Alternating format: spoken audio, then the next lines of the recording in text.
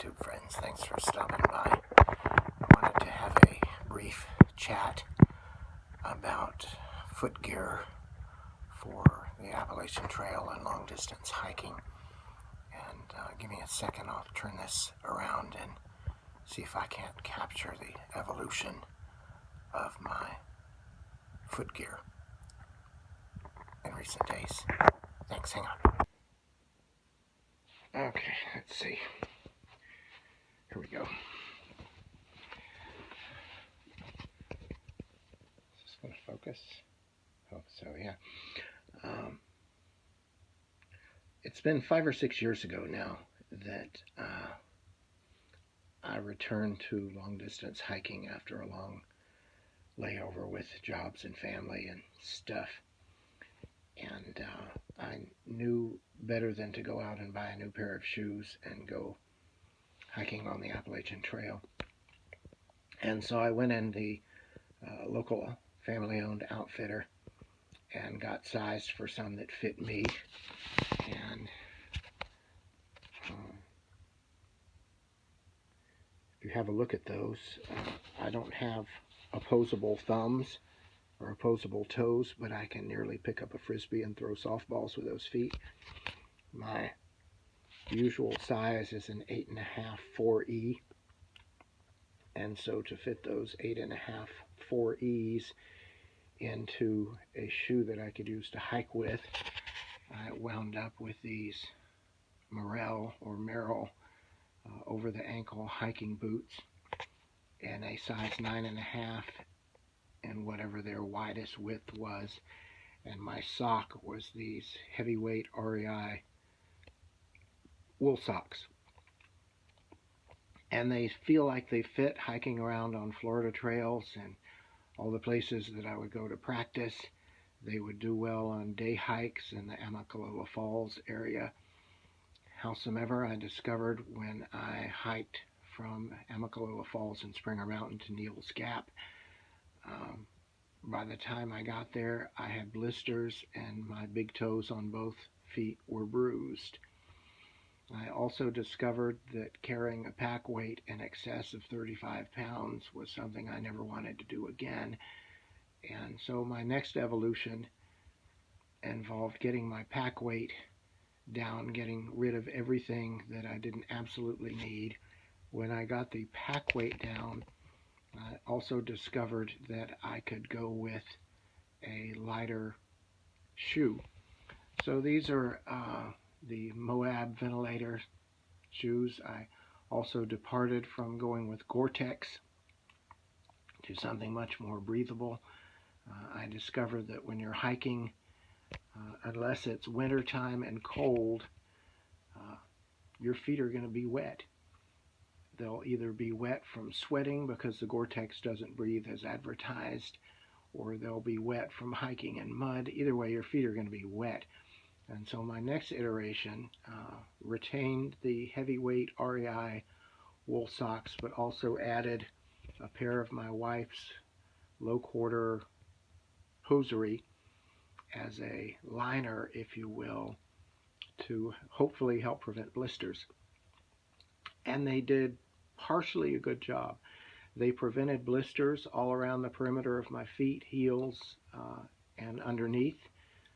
By providing a nice slippery layer, they did not prevent blisters in between the toes. So continued to get my pack weight lighter and lighter.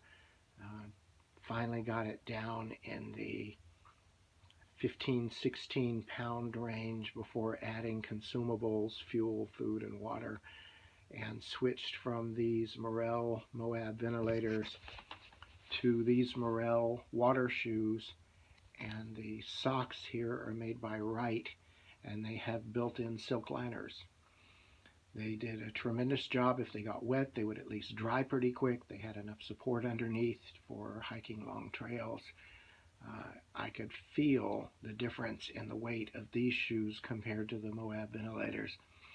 And they used to say in basic that for every pound you have on your foot, it's like carrying 5 or 10 on your back. I'm sure I don't have the numbers right, but If you can lighten your pack weight and not require the enormous support of over-the-ankle hiking boots, then you can get away with lighter and lighter weight shoes. So I have looked for lighter and lighter weight trail runners. However, when your feet look like this, your options may be limited.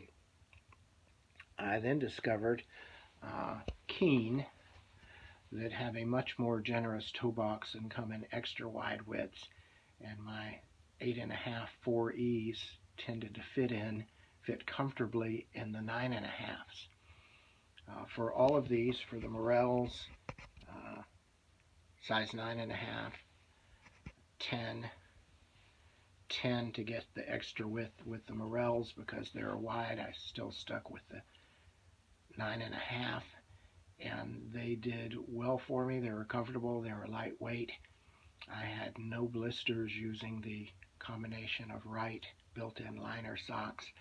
I did get on the last 2 days of a section hike from Damascus to Harpers Ferry, Virginia. I got blisters in between my big toe and the toe next to it, and one on the inside of my little toe.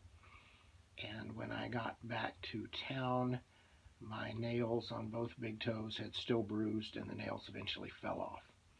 So my next iteration was to switch from a 9.5 to a 10.5 Keen, switched from the Wright socks with the built-in liners to the Inenji toe socks and Darn Tough socks with these say scent lock.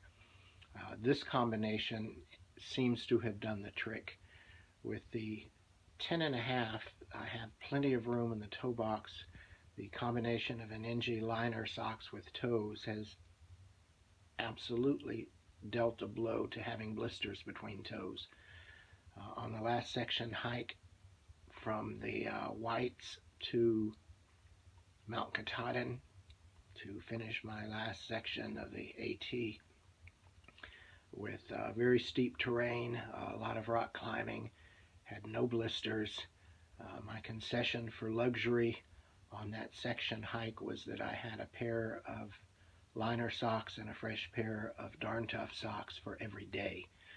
I would wash them out, hang them on the back of the pack. I think I had a total of 4 pairs, and the cycle of wearing them, washing them, drying them, switching to another one the next day kept me from having to do anything, had no blisters and no problems with the toes.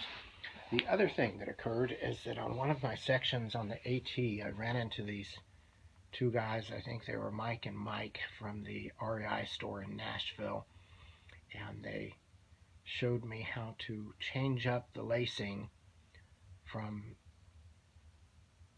alternating eyes to this arrangement here.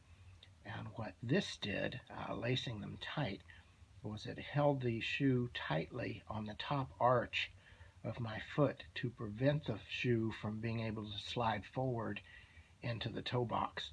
So I think the combination of Inenji liner socks, Darn Tough merino wool, Keens, and understand I normally wear an 8.5 4E. So switching to a 9.5 to get the width of my duck feet in them, and then adding an entire extra whole size over that gives me plenty of room in the toe box, and lacing the shoes this way prevents the feet from sliding forward, especially when traversing downhill terrain. Now, this has been the evolution of my footwear. The other thing that I have accomplished is that my pack weight, having discovered Z-Packs and Cuban fiber, has come down from 15 pounds to 9 pounds. And man, what a difference in how your feet feel when you can knock off that amount of your pack weight and come into camp after a 15-20 mile day with it without having carried all that weight and without having carried all of it on your feet. I understand Keen does have an ultralight trail runner. They do not make them in their extra wide widths yet. So Keen get a grip, make those ultralight trail runners a little bit wider, and I'll have an even lighter option maybe in future years. But this has been the evolution of my footwear. I hope some of this helps you and makes some sense for your long distance hiking adventures. Thanks for stopping by until I see you the next time.